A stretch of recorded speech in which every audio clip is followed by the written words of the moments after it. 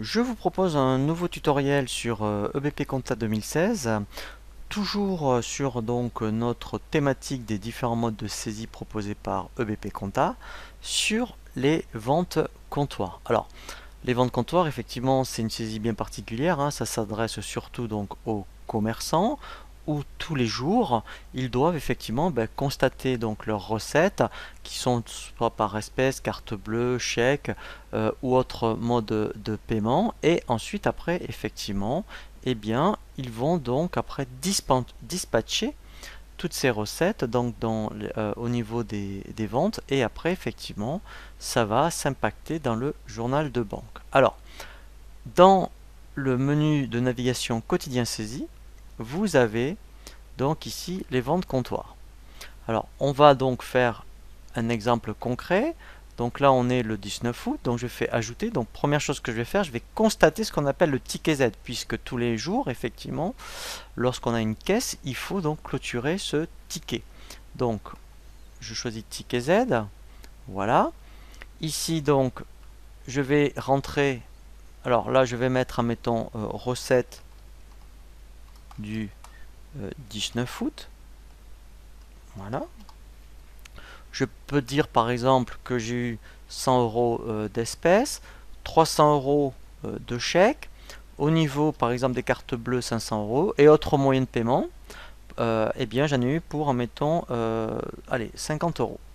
Maintenant, alors voilà, donc en fait, effectivement, j'ai 950 euros à ventiler. Alors, déjà, ici, il faut dire, est-ce que c'est sur une base de calcul hors taxe ou TTC? Donc, moi, je vais prendre ici TTC.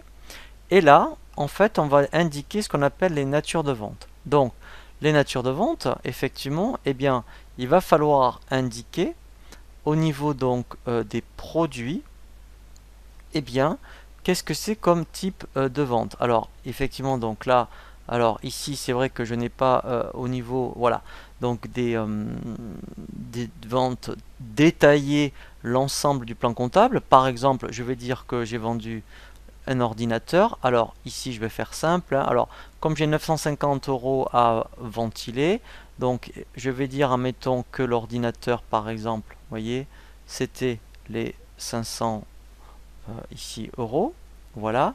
Donc là, ici, le type de TVA, je vais dire que c'était de la TVA collectée, par exemple, voilà, donc à 20% au débit, voilà, voilà. Ensuite, donc, eh bien, peut-être que je vais dire que le chèque, là, c'était une petite formation que j'ai faite à un client durant la journée, voilà. Donc là, je vais dire 300 euros, voilà. Voilà. Et ensuite, donc il m'en reste 150 à ventiler, c'est-à-dire les 100 euros d'espèces. Donc là, ça pourrait être de la marchandise. Voilà. Donc là, je vais mettre 100 euros. Et pour terminer, donc il m'en restait autre moyen de 50 euros. Là, je vais mettre par exemple autre produit. Voilà.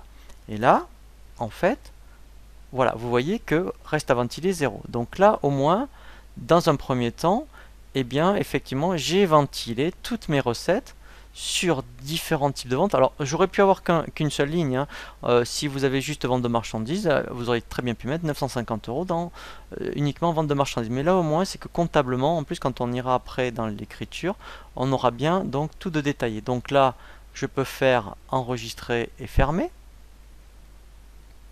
Voilà. Maintenant, en fait, ce qui me reste à faire, c'est effectivement ce qu'on appelle la remise en banque.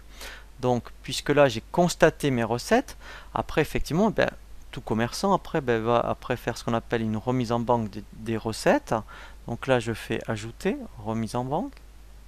Voilà. Je dis à quelle banque je dois l'affecter. Donc, effectivement, si vous avez plusieurs banques, eh bien, vous choisissez la banque dans laquelle vous voulez imputer votre recette. Voilà, je fais OK. Voilà. Et là, en fait, vous voyez donc, j'ai bien le détail de mes recettes. Donc là, je vais mettre pareil, remise,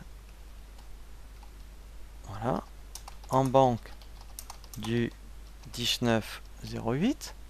Et là, en fait, donc, ce que je vais faire, je dis, voilà, que dans ma banque première, voilà, je vais remettre, donc là, en fait, eh bien, on a juste à checker les différents modes de paiement que je vais bien mettre mes 100 euros, mes 300 euros de chèque, voilà, mes 500 euros de carte bleue et autres.